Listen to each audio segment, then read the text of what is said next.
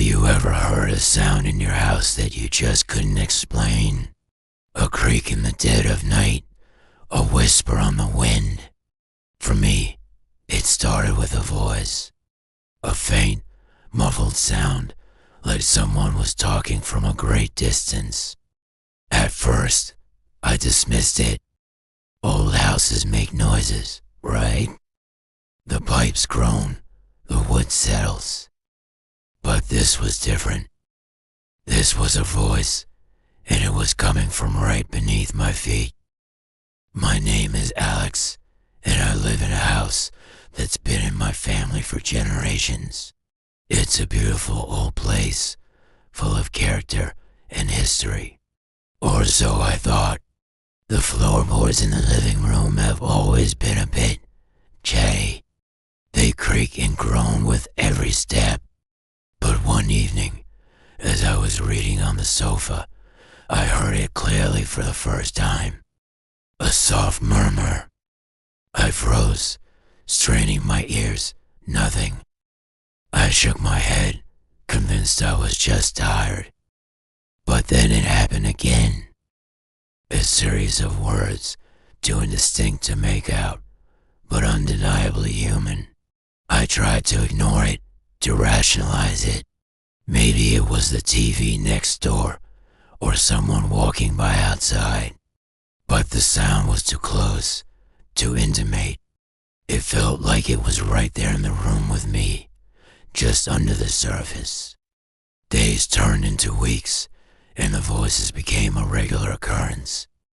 They were never loud, never aggressive, just a constant, low hum of conversation that I could never quite decipher. It was like living on top of a secret world. My curiosity quickly got the better of my fear. Who was down there? What were they saying? I started spending hours lying on the floor, my ear pressed against the cold wood, trying to catch a single clear word. Sometimes I'd hear what sounded like a woman's laugh. Other times, a man's low, serious tone. It was maddening. They were so close, yet completely unreachable. I started recording, hoping my microphone could pick up what my ears couldn't. Late at night, I played back the audio, turning the volume all the way up. Through the static, I catch fragments. The key is hidden, or she must never know. It was like listening to snippets of a forgotten play. My investigation became an obsession. I scoured the town archives, looking for old blueprints of the house. I learned it was built in the late 1800s by a wealthy but eccentric clockmaker named Alistair Finch. The records were sparse, but they mentioned a sealed-off basement, closed up after a family tragedy that was never specified. A sealed-off basement. The thought sent a shiver down my spine. Could that be it? Could there be a hidden room right under my living room? Armed with this new information, I knew what I had to do. I needed to see what was underneath. I chose the loose floorboard, a warped plank near the old stone fireplace. With a crowbar and a lot of effort, I pried it up. A wave of musty, cold air washed over me. It smelled like damp earth and time itself. Peering into the darkness with a flashlight, my heart pounded in my chest. There was nothing, just dirt in the stone foundation of the house. My disappointment was heavy. Was I wrong? Was I just going crazy? But then, my flashlight beam caught something. A glint of metal half buried in the soil. I reached down, my fingers digging into the cold earth, and pulled out an old, ornate brass key. It was heavy and intricately designed with gears and cogs, a clockmaker's signature. On the tag attached to it was a single, faded word, workshop. My breath caught in my throat. This had to be it. But if the basement was sealed, where was the lock? I spent the next day tapping on every wall, every stone of the fireplace, searching for a hidden door. Nothing. The voices beneath the floorboards seemed more urgent that night, the conversation more frantic. Frustrated and exhausted, I sat by the fireplace, the key clutched in my hand. My eyes drifted to the hearth, to the large, flat stone that lay at its base. It had always seemed a little out of place, newer than the surrounding stonework. On a whim, I examined its edge, and there, almost completely hidden by sudden age, was a keyhole. A perfect match for the key. With trembling hands, I inserted the key.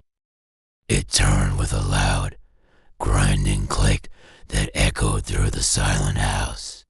The heavy stone slab didn't open like a door. Instead, it began to sink slowly into the ground, revealing a dark, narrow stone staircase. The voices, for the first time, fell silent. The air that rose from the opening was stale and cold.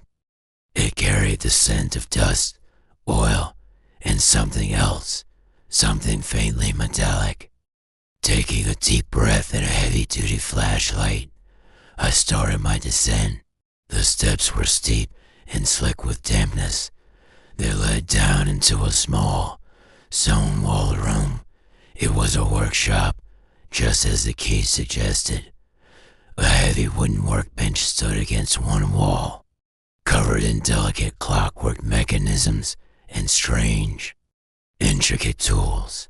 Gears and springs lay scattered across the floor like metallic autumn leaves. It was a time capsule, untouched for over a century. But it wasn't the tools or the half-finished clocks that caught my attention. It was the object on the center of the workbench. It was a complex and beautiful device, a series of polished brass horns and interconnected cylinders, all wired to a large, wax-covered cylinder like an early phonograph. It looked like a sound machine, an amplifier of some kind. And beneath it, on the bench, were dozens of wax cylinders, each carefully labeled with a date. This was the source of the voices. Alistair Finch, the clockmaker, hadn't sealed away a tragedy. He had sealed away memories. He had created a device to record the sounds of his life, the daily conversations, the laughter of his family. The voices beneath the floorboards weren't ghosts. They were echoes. Echoes of a life lived, trapped in wax and wood, replaying for over 100 years. I found his journal on a dusty shelf. In it, he wrote about his invention, his acoustic memory vault. He was terrified of forgetting, of losing the voices of his loved ones. He wrote about his wife, Eleanor, and their daughter, Lily. He recorded their bedtime stories, their dinner conversations, their songs. The family tragedy mentioned in the town records was when they both died during a flu epidemic. Heartbroken, Alistair couldn't bear to listen to the recordings anymore, but he couldn't bring himself to destroy them either. So he sealed the workshop, his vault of memories, leaving the machine to play on, a perpetual echo of the family he had lost. I stood there in the silent workshop, surrounded by the captured sounds of a happy family. I carefully lifted the needle from the wax cylinder, and the house above fell completely silent for the first time since I'd moved in. The voices were gone, but they weren't lost. They were just waiting for someone to find them and listen to their story. Sometimes the most haunting haunting sounds aren't from spirits, but from the memories left behind. The house is quiet now, but it no longer feels empty. It feels full of history, full of life. And every now and then, I go down to the workshop, pick a cylinder at random, and let the voices from the past fill the room once more. Not as a haunting, but as a reminder. A reminder that every old house has a story to tell, if you're just willing to listen. Thanks for joining me on this journey into the past. If you have any unexplained stories about your own home, I'd love to hear them in the comments. Don't forget to like and subscribe for more explorations into the unknown. See you next time.